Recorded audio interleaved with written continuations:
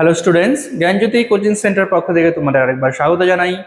আমি রাজীব স্যার এবং আজকে আমরা আলোচনা করব সিবিপিবিইউ ইউনিভার্সিটির আন্ডারে তোমরা যারা পলিটিক্যাল সায়েন্সের জন্য সেকেন্ড সেমিস্টারের জন্য পড়াশোনা করছো তাদের জন্য আজকের আমাদের যে আলোচনার বিষয়টা রয়েছে সেটা হলো রাজ্যসভার ক্ষমতা এবং কার্যাবলী, যেটা তোমাদের মেজর পেপার 2 এর মধ্যে পড়বে। ঠিক আছে, তো ভিডিও শুরু করার আগে তোমাদের কাছে একটা ছোট্ট রিকোয়েস্ট থাকবে, সেটা হলো যে তোমরা যারা আমাদের চ্যানেলে প্রথমে এসেছো বা এখনও আমাদের চ্যানেলটিকে সাবস্ক্রাইব করোনি তারা অবশ্যই চ্যানেলটিকে সাবস্ক্রাইব করো এবং পাশে থাকা বেল আইকনটিকে ক্লিক করে দিও, যাতে আমাদের পরবর্তী ভিডিওর নোটিফিকেশন তোমরা খুব সহজেই পেয়ে যেতে পারো। এছাড়া তোমরা যারা অনলাইনে আমাদের সাথে যুক্ত হতে চাও এবং আমাদের থেকে কোর্স পারচেস করতে চাও তারা স্ক্রিনে যেই দুটো নাম্বার তোমরা দেখতে পাচ্ছ এই দুটো নাম্বারে আমাদের সাথে সরাসরি যোগাযোগ করে নিতে পারবে।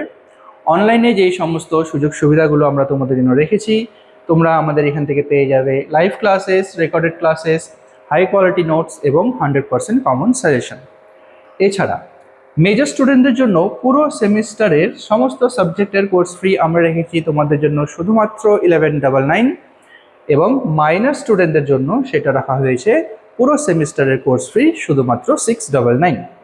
এছাড়া গুগল প্লে স্টোরে আমাদের একটা অ্যাপ্লিকেশন রয়েছে, যেই অ্যাপ্লিকেশনটার নাম হলো স্টিকল এডুকেশন বলে। তো এই অ্যাপ্লিকেশনটা ডাউনলোড করেও তোমরা আমাদের সাথে যুক্ত হতে পারবে এবং অ্যাপ্লিকেশনের মাধ্যমে আমাদের বিভিন্ন কোর্সগুলোকে তোমরা অ্যাক্সেস করতে পারবে। তো চলো মেন টপিকে আসা যাক।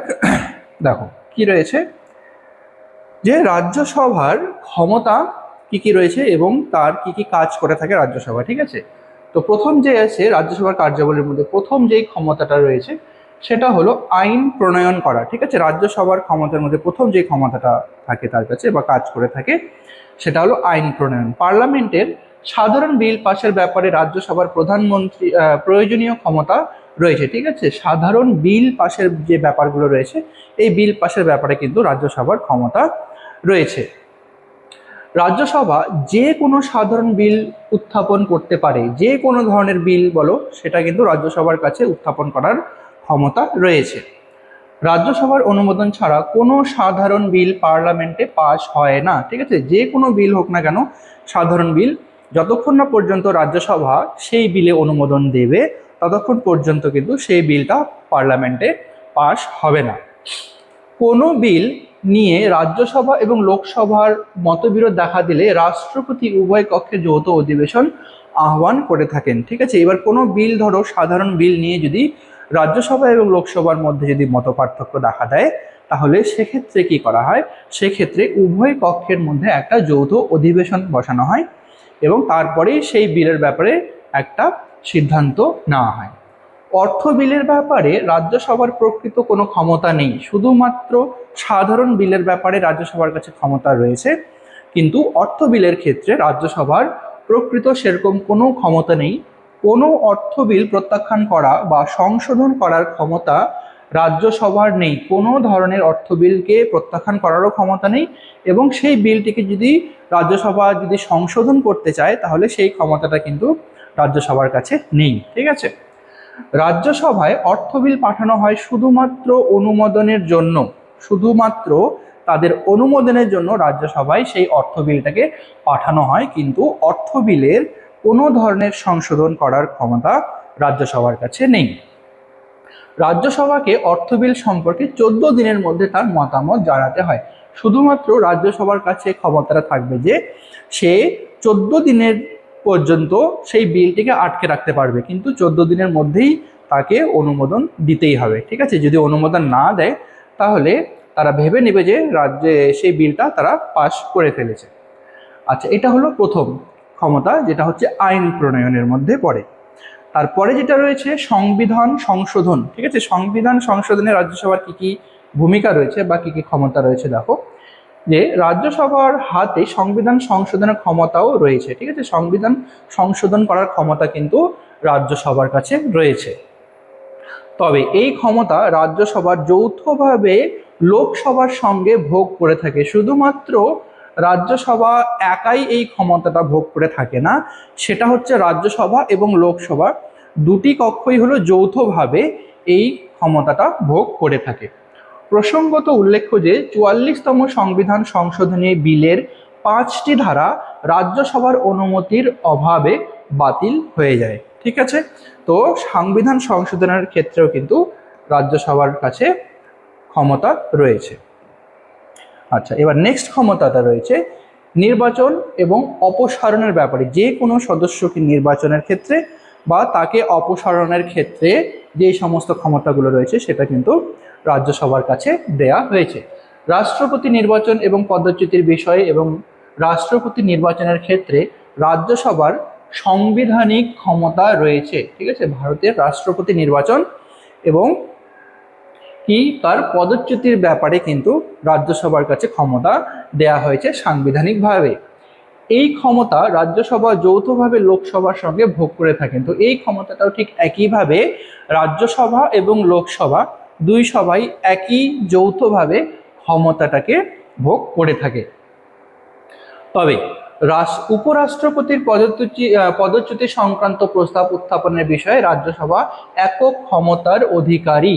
তো এখানে শুধুমাত্র রাষ্ট্রপতি নির্বাচনের ক্ষেত্রে রাজ্যসভা এবং লোকসভা যৌথ ক্ষমতা ভোগ করে থাকে, কিন্তু উপরাষ্ট্রপতির পদচ্যুতির ব্যাপারে, ঠিক আছে, উপরাষ্ট্রপতির পদচ্যুতির ব্যাপারে এই ক্ষমতাটা শুধুমাত্র রাজ্যসভার কাছেই রয়েছে, শুধুমাত্র এই ক্ষমতাটা রাজ্যসভাই ভোগ করে থাকে।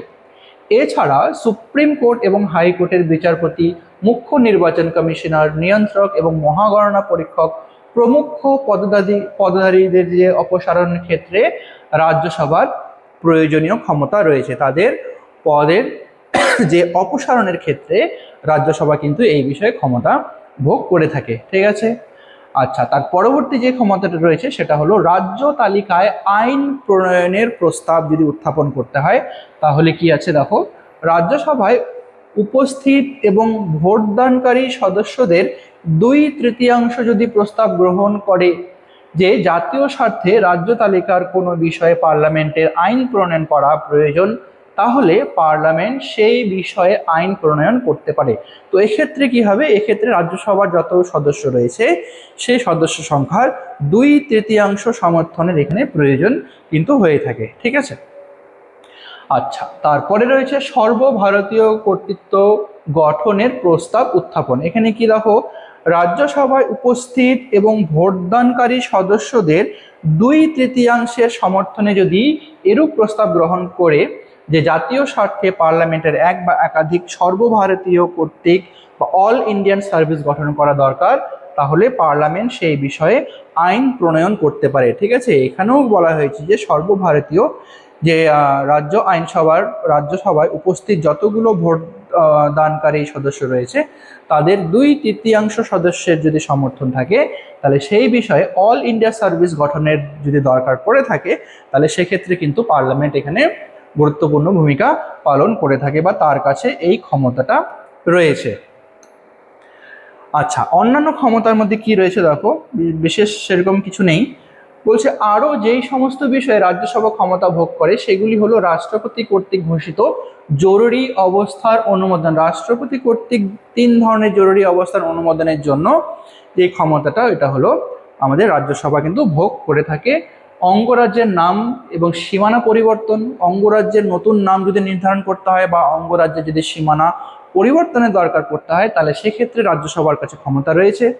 এবং অঙ্গরাজ্যের বিধান পরিষদ সৃষ্টি বা বিলোপ সাধন করা এবং হাইকোর্টের এখতিয়ারভুক্ত প্রভৃতি ক্ষমতা যদি বৃদ্ধি প্রভৃতি বিষয়ে রাজ্যসভার কাছে এই সমস্ত ব্যাপারেও ক্ষমতা দেয়া হয়েছে। ঠিক আছে, তো তোমাদের যে আজকের আলোচনার বিষয় এতটুকুই ছিল। ভিডিওটি যদি তোমাদের ভালো লেগে থাকে তাহলে অবশ্যই লাইক আর কমেন্ট করো।